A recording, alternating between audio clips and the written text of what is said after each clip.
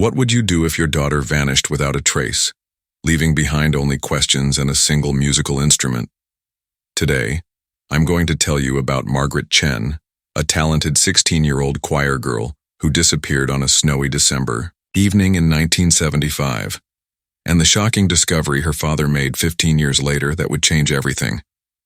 But before we dive into this incredible true mystery, make sure you hit that subscribe button and ring the notification bell because we bring you the most compelling unsolved cases and shocking discoveries every week. Trust me, you won't want to miss what happens next. Welcome back to our channel where we explore the mysteries that keep us awake at night and the shocking truths that emerge from the shadows of time. I'm Your Name, and today's story will take you on a journey through 15 years of heartbreak, hope, and ultimately, a discovery so extraordinary it defies belief. December 1975. The small town of Millbrook seemed like the perfect place to raise a family. Tree-lined streets, friendly neighbors, and a strong sense of community. For Robert Chen, a music teacher at the local high school, it was home. He lived there with his wife Linda and their daughter Margaret, a bright 16-year-old with an angelic voice that could fill the entire St. Mary's Cathedral during Sunday service. Margaret wasn't just any choir member. She was the lead soprano, the voice that made heads turn and hearts soar. But her talents weren't limited to singing. She was also an accomplished cellist, having started playing at age 7. Her cello, a beautiful 1920s German instrument her father had saved for months to buy, was her prized possession. On December 18, 1975, Margaret left for evening choir practice at 6 p.m., carrying her cello case as always. It was a routine she'd followed hundreds of times before. The practice was scheduled to end at 8:30, and Margaret was always punctual. Robert and Linda weren't worried when 8:30 came and went. Sometimes the choir director ran late, especially close to Christmas. But when 9:30 arrived, then 10:00, anxiety began to creep in at 10:15 p.m. Robert Chen called the church. Father Morrison answered, confused. Choir practice ended at 8:30 as scheduled, he said. Margaret left with the other children. The Chen family's world began to crumble. Robert immediately drove to the church, his hands shaking as he gripped the steering wheel. In the parking lot, he found Margaret's cello case, abandoned near the back entrance. It was unlocked, and inside, the expensive German cello lay undamaged but somehow different. Robert couldn't put his finger on it at the time, but something felt wrong about the instrument. The police were called. Search parties were organized. Volunteers combed through the nearby woods with flashlights, calling Margaret's name until their voices were hoarse. The local newspaper ran her photo on the front page. The FBI got involved, but Margaret Chen had vanished as completely as if she had never existed. The investigation revealed a few troubling details. Several witnesses reported seeing a dark sedan in the church parking lot that evening, but no one could identify the make or model. There were no signs of struggle, no ransom demands, no credible leads. Margaret's friends were interviewed extensively. Her boyfriend, Tommy Patterson, was questioned for hours but had an airtight alibi. He was at basketball practice with 30 witnesses. Her diary revealed nothing unusual, just typical teenage thoughts about school, friends, and her upcoming audition for the State Youth Orchestra. For Robert and Linda Chen, time stopped on December 18, 1975. While the world moved forward, they remained frozen in that moment of loss and uncertainty. Robert threw himself into the search with an intensity that worried his friends and family. He hired private investigators, spent his life savings following leads that went nowhere, and drove hundreds of miles to check every possible sighting. He joined support groups for families of missing children and networked with other parents who understood his pain. Linda handled the grief differently. She kept Margaret's room exactly as it was, dust collecting on textbooks and photos of friends. She couldn't bear to touch anything, as if disturbing Margaret's belongings might somehow make her disappearance permanent. The years passed like a blur of false hopes and crushing disappointments. In 1978, a girl matching Margaret's description was spotted in California, but it turned out to be a runaway from Oregon.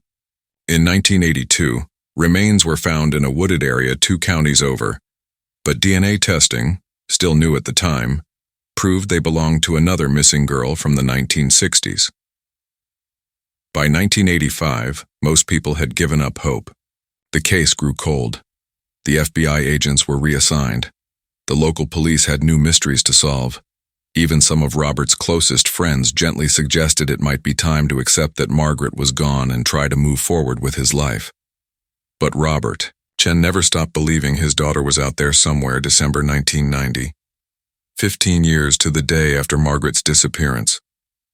Robert Chen was now 58 years old, his hair silver, his face etched with lines of worry and sorrow. Linda had passed away 3 years earlier. Doctors said it was cancer, but Robert knew it was a broken heart that had killed his wife. He was alone in the house that had once been filled with Margaret's laughter and music. That morning he'd planned to finally pack up her room.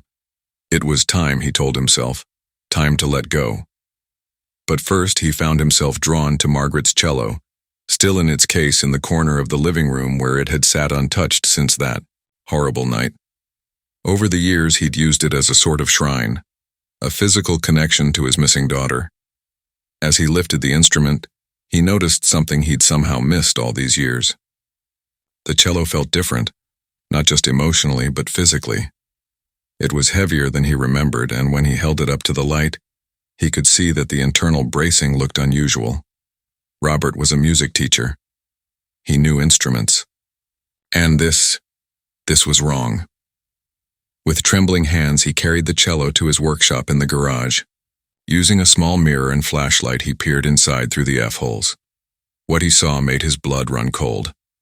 There was something inside the cello that shouldn't be there, something that looked like a package. With the careful precision of a surgeon, Robert began to dismantle the cello. He'd restored instruments before, but never under such emotionally charged circumstances. His hands shook as he removed the back panel. Inside, wrapped in plastic and tucked against the internal bracing, was a package about the size of a paperback book. Robert's heart pounded as he carefully extracted it. The plastic was yellowed with age, but still intact. Inside were 2 items that would change everything: a stack of photographs and a letter, in Margaret's handwriting. The photographs were disturbing. They showed Margaret, but not as the happy teenager her family remembered. In these images, she looked scared, thin, and much older than her 16 years.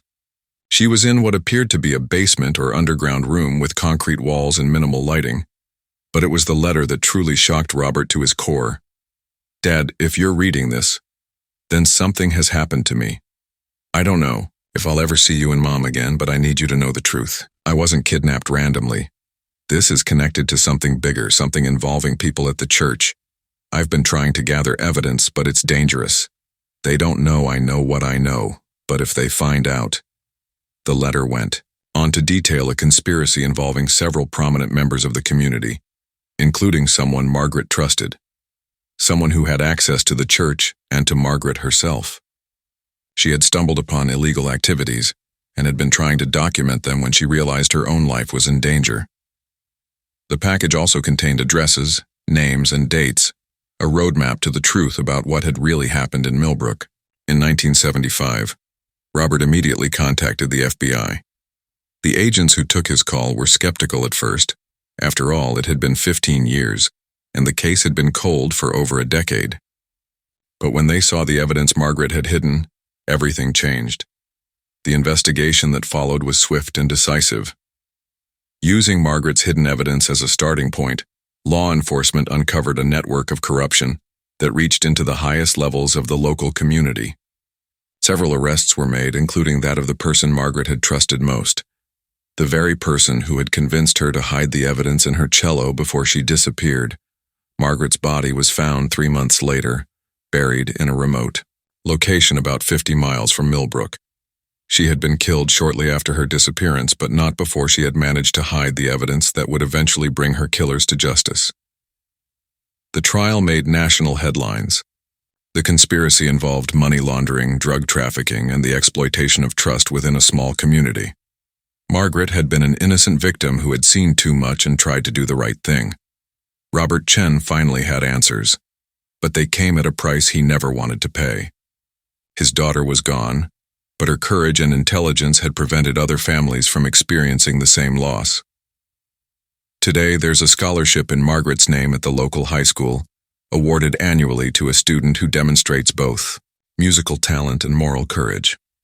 Robert Chen passed away in 2005, but not before seeing justice served for his daughter.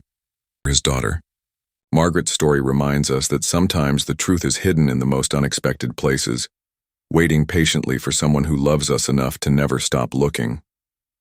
What did you think of Margaret's story? Have you ever heard of evidence being hidden in such an unusual way? Let me know in the comments below, and don't forget to subscribe for more incredible true mysteries.